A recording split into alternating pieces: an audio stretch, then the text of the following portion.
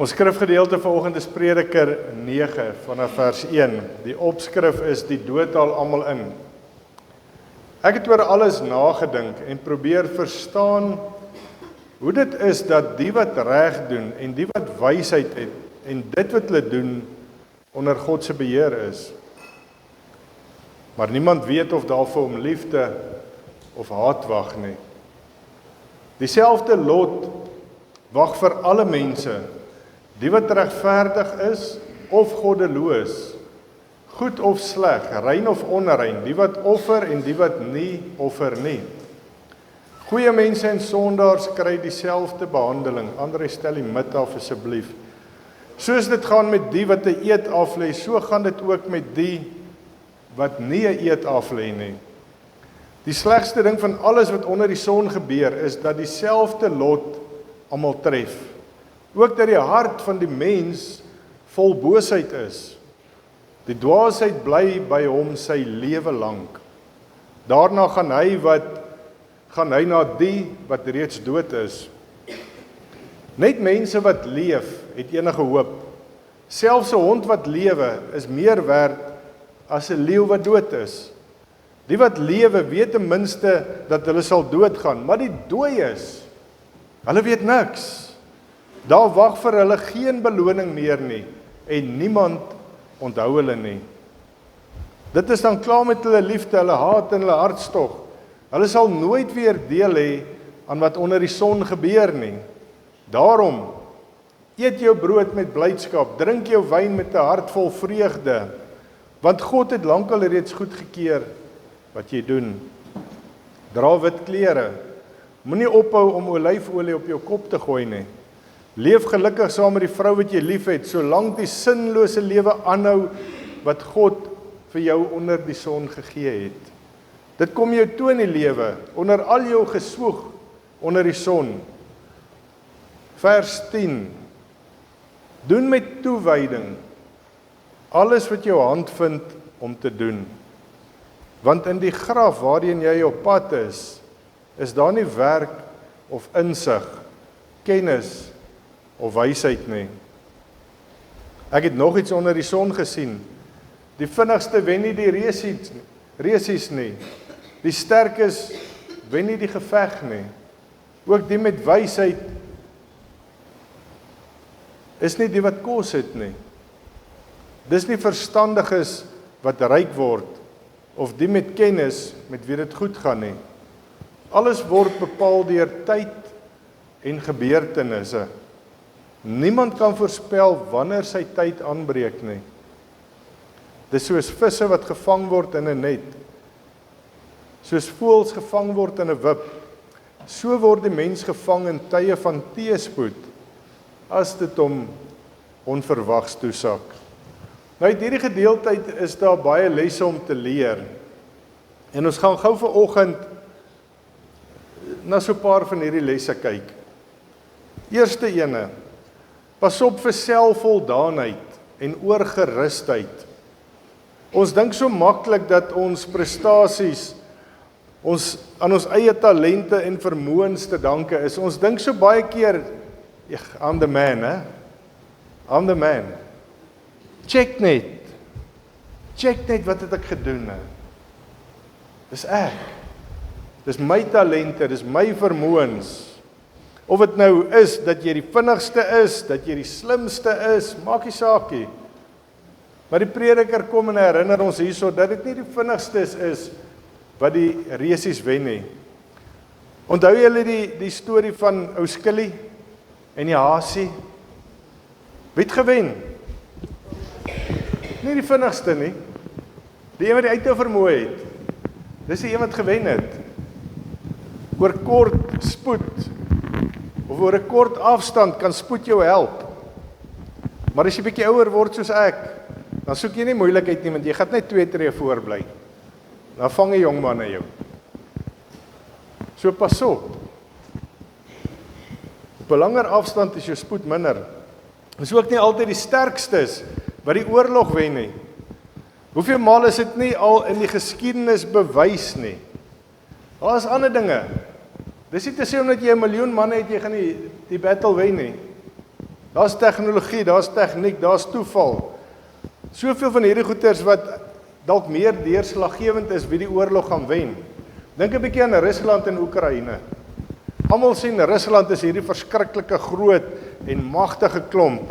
Hoe lank beklei hulle al met die Oekraïne? Ou het gedink nee, dit gaan begin is 'n maand of 2 maande dan is dit klaar. Nee. Dis nie die sterkstes wat altyd die oorlog wen nie. Dieselfde met ons verstandelike vermoë. Dis nie noodwendig die slimmes of die verstandiges wat die beste daaraan toe is nie. Jou wysheid, jou verstand, jou kennis, jou vermoëns kan nie sorg dat iets tragies nie met jou gaan gebeur nie. Dit beskerm jou nie van alles nie. Dis nie te sê al is jy die slimste bad luck of iets sleg aan jou tref nie. Natuurlik is dwaasheid en onkunde nog slegter vir 'n mens. Want ons kry daarom deesdae stupid mense, nê. AI maak vir ons dom. Het julle al gekyk? Ek slaan my hande saam om te kyk wat doen hierdie AI.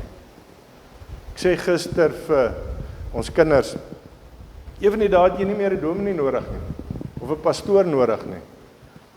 Want jy gaan nou op Google, jy tik in, waaroor handel Jesaja 57, en AI gooi vir jou so lang ding uit, en hy vertel vir jou alles. So ons gaan nou almal home preachers word, né? Ja. Onthou slegte dinge tref ook mense. Dit gaan oor tyd en geleentheid, sê die prediker. Alles word daardeur bepaal. Hoeveel maal in jou lewe, dit het al baie in my lewe gebeur, was daar daai een oomblik, daai een geleentheid wat iets na jou kant toe laat kom het. Wat iets vir jou moontlik gemaak het, daai een gebeurtenis in jou lewe. 'n Ontmoeting met 'n persoon, byvoorbeeld, wat vir jou deur oopgemaak het. En ek praat nou nie van hierdie, julle ken mos hierdie, daai deure hier onder deur die tafel. Ons maak nie so deure oop nie. Dis baie keer wie jy ken, of wie jy raakloop. Of iets wat mense op 'n spesifieke tyd nodig het, en waarvoor jy die oplossing het, wat vir jou voorspoed en sukses bring. Ek onthou in die COVID-tyd, mense geld gemaak. Onthou julle hierdie pompies, wat jy so met die voet getap het. Dis 'n paar ouens in die gemeente, wat lekker geld gemaak het, uit daai pompies uit.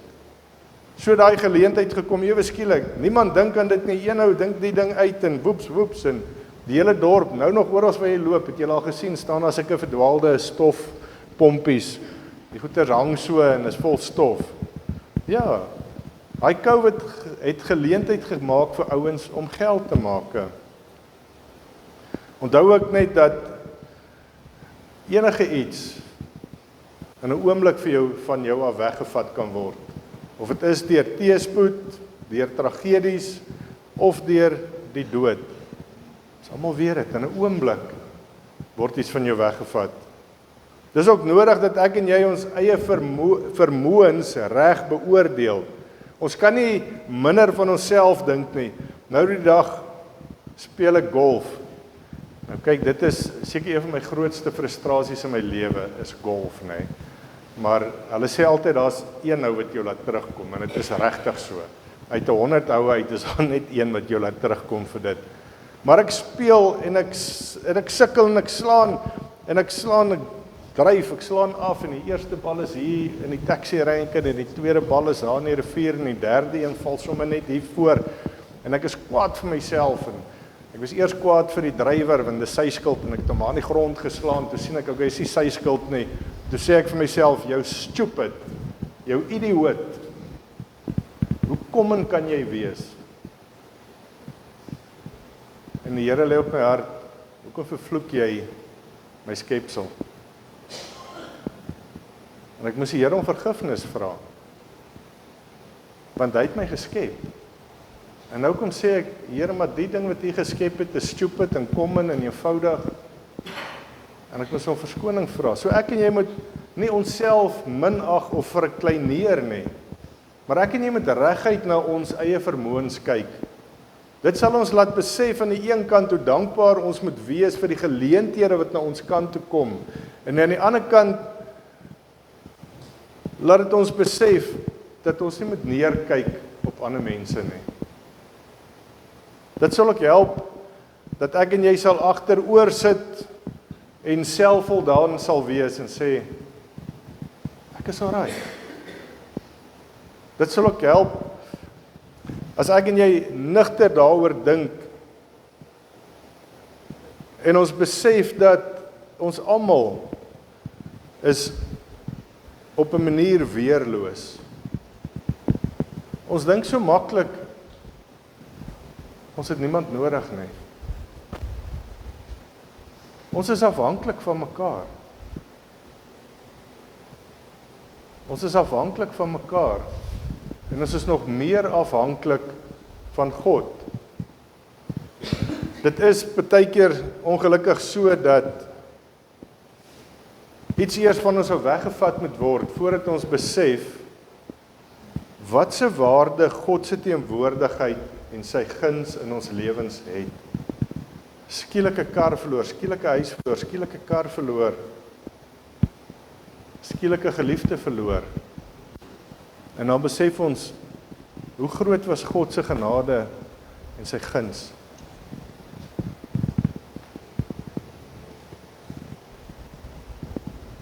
Hoe hanteer jy die mense om jou?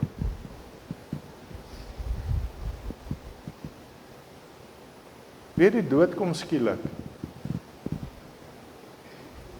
En dan is ons almal altyd spyt. Ek wou nog dit gedoen het. Ek wou nog die gesê het. Ek wou nog gehelp het met dit.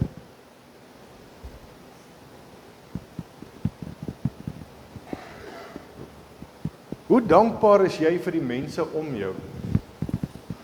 Wanneer laas het jy vir die mense om jou gesê, ek is lief vir jou, ek waardeer jou? Ons hardloop so rond, vrek het mense,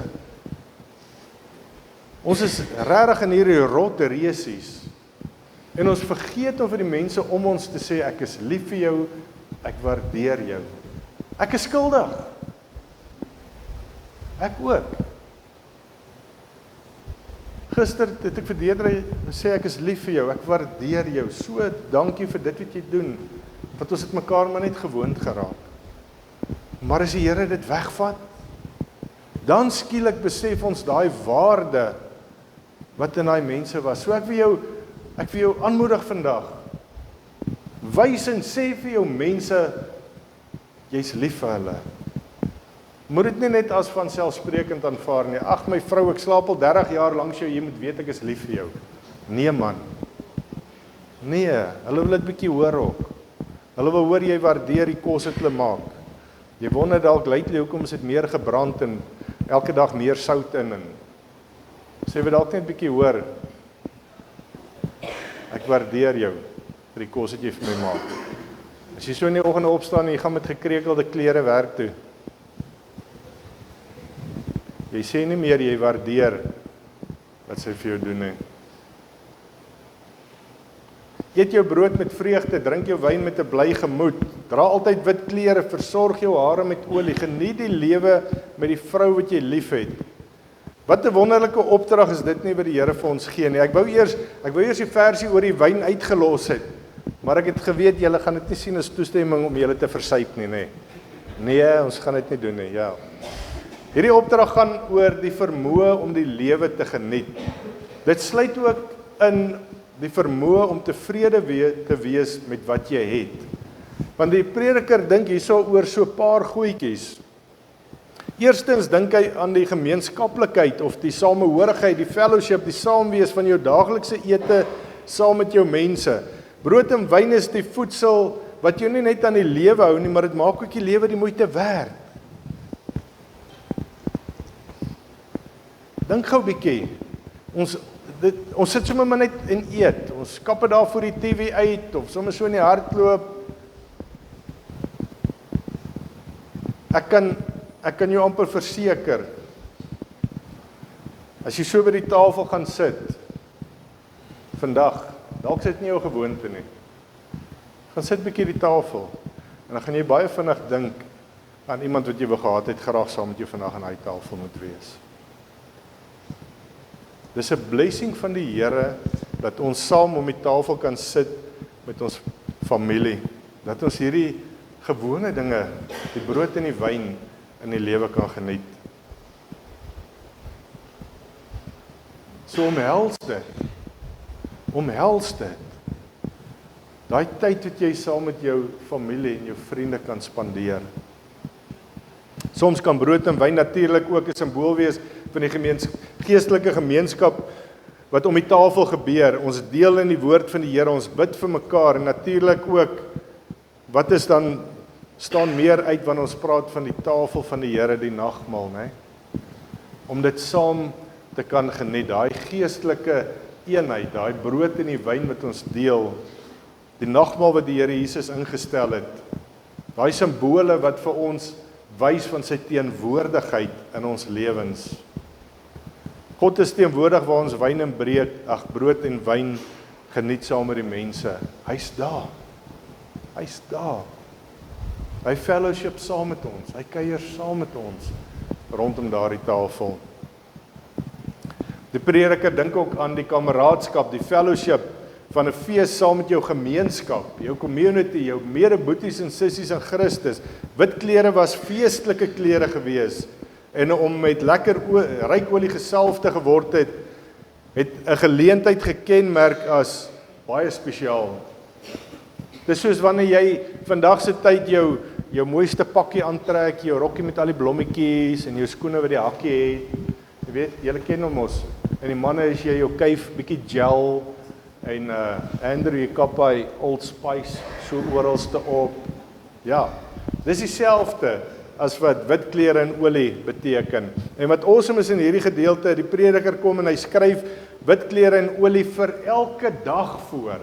Vir elke dag. Dit beteken dat ek en jy elke dag moet sien as 'n feesgeleentheid. Elke dag as jy in die oggend opstaan, as jy jou oë oopmaak, om te weet dis 'n feesgeleentheid, dis 'n blessing wat die Here vir jou gegee het. Nog 'n dag en ek en jy met hierdie feesdag vier. Ek en jy het nie eendag 'n verskoning om te sit in sulk en in depro te wees nie, want die Here skep vir ons 'n geleentheid, die Here gee vir ons 'n feesgeleentheid elke dag. Ons moet opstaan en soos die voeltjies chirp en sing in die oggende, moet ek en jy ook kan opstaan en sing tot eer van die Here, want die Here het vir ons nog 'n dag, nog 'n feesgeleentheid gegee. Maar ons staan so maklik, nee, ons staan nie eens op nie, ons kruip uit die bed uit en ons lippe sleep op die grond agter ons aan. Want nog 'n dag, nog. Nee, dis 'n blessing wat die Here vir jou gee om te kan opstaan. Maar dan dink die prediker ook aan verhoudings, vir al die vreugde in 'n huwelik tussen 'n man en 'n vrou. Let op die enkelvoud. Hy sê 'n man, 'n vrou. Nie 'n man en ander vrouens en 'n vrou en ander mans of so nie. Een man, een vrou. Hoekom is dit so belangrik? Want dit is een ding wat jou help deur die frustrasies in jou lewe. Wanneer twee mense mekaar opsoek en uitkies en hulle self en mekaar verbind, kan niks in die pad staan van hierdie liefdesverbintenis nie. Daai eenheid, daai saamwees, daai huwelik, daai ondersteuning. As dit nie vir Deedrey was nie, sê ek vir julle, het ek lankal my polse afgekou en regtig in Calvinia gaan bly. En dan sou ek net met een skaap geboer het. Want sy dra my deur, sy help my, sy ondersteun my met soveel goeders. Maar ons het vandag se tyd het 'n egskeiding net so maklik geword. Dis nie meer iets snaaks nie. Ons het dit al gesê toe ons kinders was, het jy nie gepraat oor buiteegtelike kinders nie, vir iemand wat buiteegtelik swanger geword het. Jy het nie van dit gepraat nie. Jy het ook nie gepraat van familie wat skei nie. Dis erger as om vir die blou bulle te skree. Jy het net stil gebly. Ja, verseker. Maar vandag, dis die tendens. Dis oké. Dis maar normaal. Ons skei maar net en ons trou maar weer. Nee, ons het nie lekker gepas by mekaar nie. Hoe skei 'n man en 'n vrou na 50 jaar? Ek verstaan dit nie. Hoe wil jy van vooraf begin met 'n nuwe vrou sukkel? Nee. Nee, ons druk deur, ons volle harte.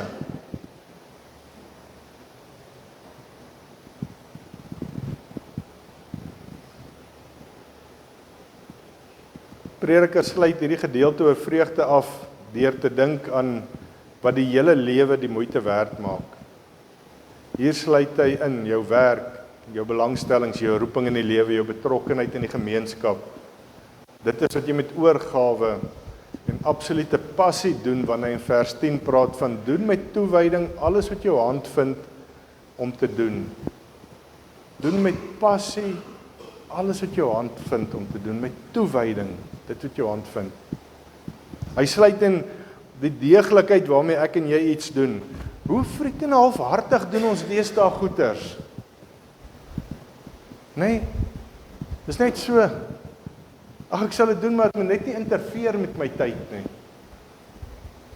En ag, het 2 druppels vanoggend daar op die venster geval, so ek weet nie. Dit lyk vir my na 'n verskriklike storm. Dit sluit ook in die ontwikkeling van ons vermoëns. Soos die musiekskool. Jy het nog altyd die binnekant gevoel, ek voel soos 'n musician. En dan vang jy daai gitaar en dan kap jy hom so 2 keer, dan klank, dan klink dit, vra my ek weet, ek het dit gedoen. Dan klink dit, nee, dit klink horribaal, dan sê ek, nee, ek sal my lewe nie sing nie. Ek sal my lewe nie gitaar kan speel nie. Gooi ek die dinge aan die kas. Ontwikkel jou vermoë. Ontwikkel jou vermoëns. En dit sluit ook in die effort wat ek en jy insit om die dinge te doen. Hoeveel dryf, hoeveel energie sit jy werklik in iets in? Nie net in jou gawes en jou talente nie. Hoeveel effort sit jy in jou familie, in jou man en jou vrou en jou kinders? Hoeveel effort sit jy in dit wat jy doen? Toewyding is die daad van jouself, jou tyd, jou krag in jou lewe met passie, oorgawe en getrouheid aan iets of iemand anders te wy. Dit behels 'n diep verbintenis of 'n afsondering vir God of 'n doelbewuste keuse om heeltemal in diens van God of vir 'n spesifieke doel te lewe. Toewyding as jy gaan kyk en jy gaan vra wat is die betekenis van toewyding? 99% van die goeters wat vir jou vra, vat dit na 'n geestelike konnotasie toe. Want dit gaan oor 'n kommitment aan God, heel eerste. Nou daar's 3 kernaspekte van toewyding. Eerstens oorgawe en passie, wat ons nou van gepraat het, om jouself geheel en al te gee. Dit beteken, ons praat baie keer, ek is uitverkoop aan die Here. Hoe uitverkoop is jy in die Here vanoggend? Is jy werklik totaal en al committed? As jy aansluit by 'n klub of 'n ministry, verwag ons as die leiers dat jy 100% daar sal wees. Jy kan nie een event of een meeting in 'n jaar bywoon en dan dis nou maar okay nie. Ons wil op jou staat maak, ons wil op jou vertrou, ons wil 'n pad saam met jou stap, ons wil saam groei. As ons sê, hoorie, kom ons gaan bakkoek vir Odeonhof, dan moet ons nie gaan koek koop nie omdat daar nie hande is nie. Dan moet almal daar wees. Ons maak staat op mekaar. Ons wil saam bou. Dis toewyding. As jy gesê het, hier's ek.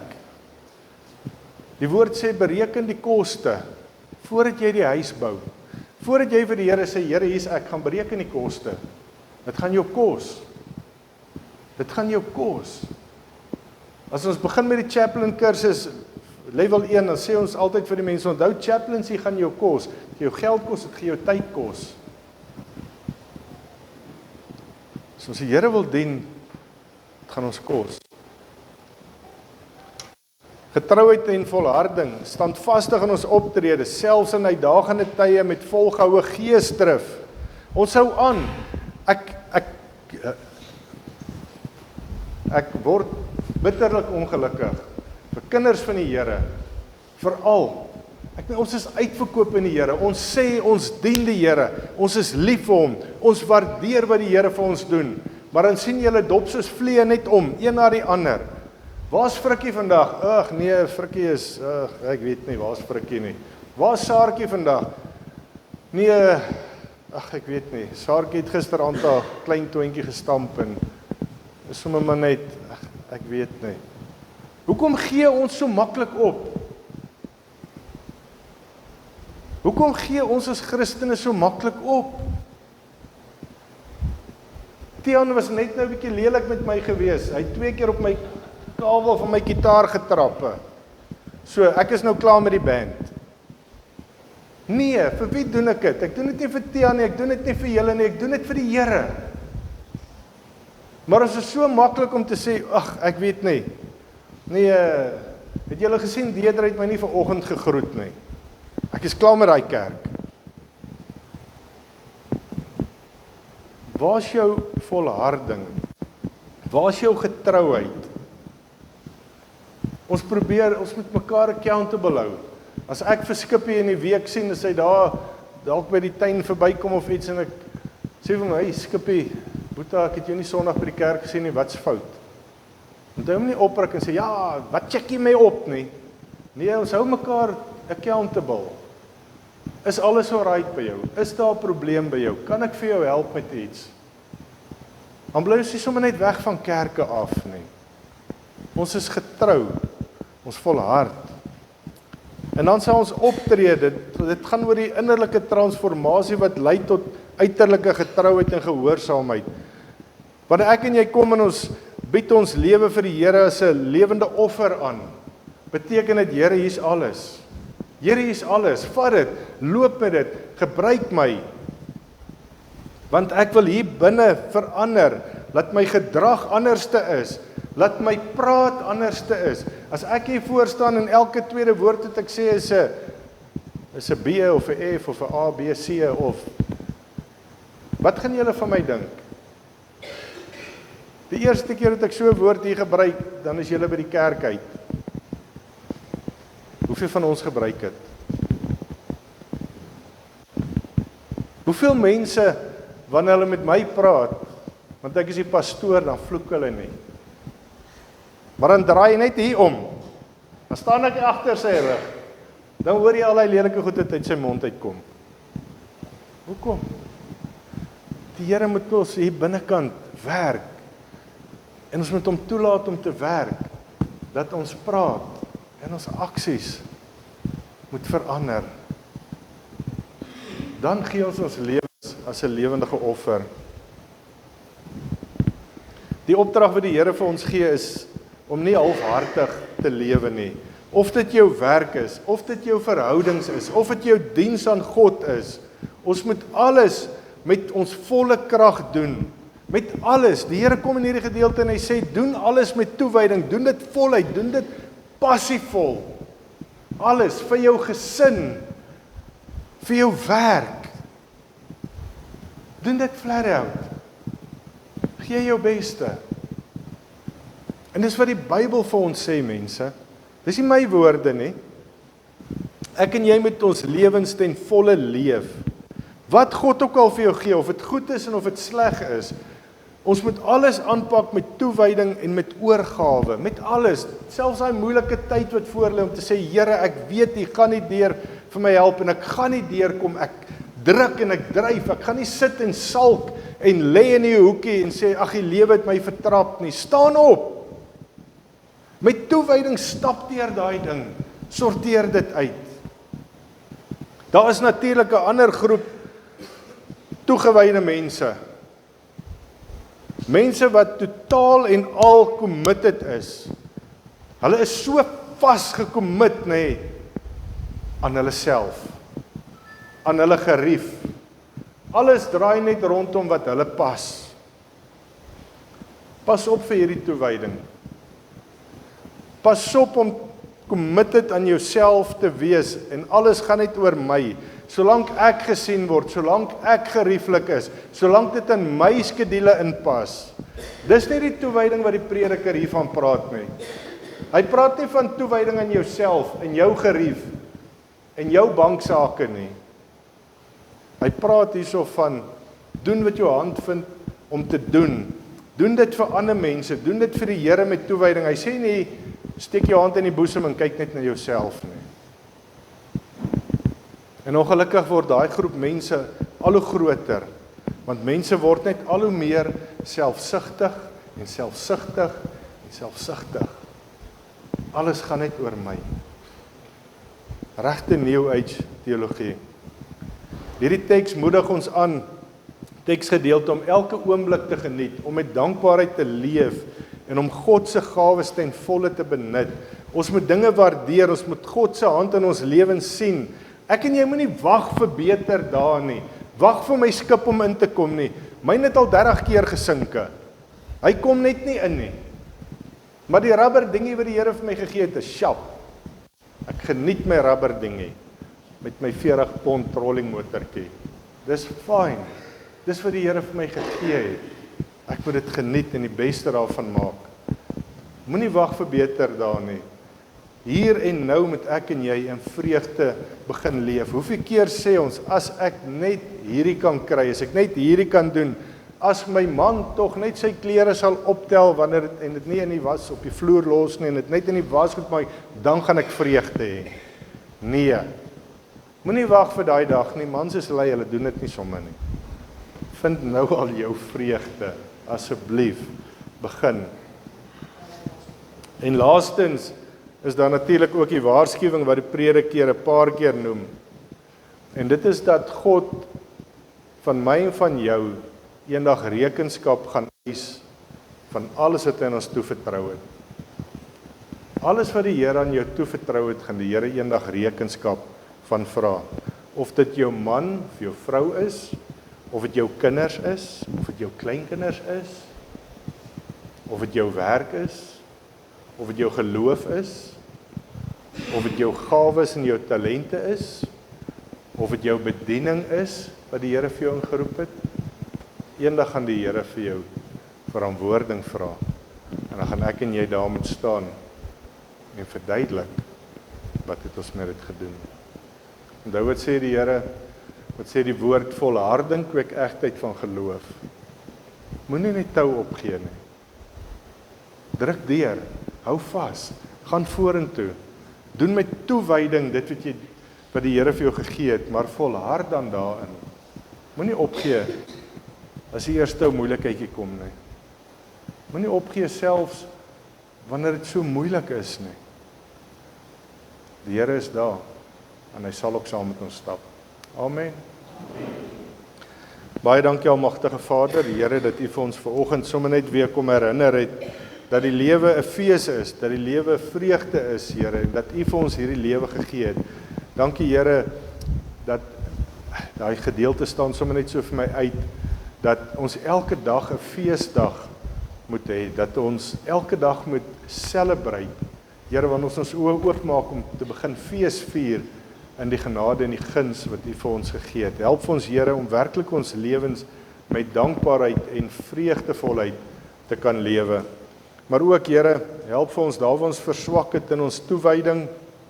Here, daar waar ons leuns van die Satan gevat het en daar waar ons sommer net onsself so op die pedestal gesit het, Here, en ons toewyding en ons commitment, dit was net oor ons. Vergewe ons daarvoor en help vir ons Here om totaal en al toegewyd aan U te lewe en om U die lof en die eer te bring met ons lewens. Seën vir ons in hierdie week wat voor lê, Here. Ek sê vir U dankie ook vir die lekker reën wat geval het.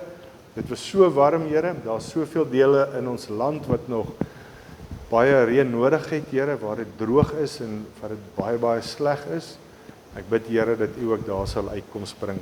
Seën vir ons in hierdie week. Here, mag ons ingang en ons uitgang geseën wees, maar mag ook 'n blessing wees vir ander mense. Dis ons gebed in Jesus naam. Amen. As jy musikante, kom ons sluit af.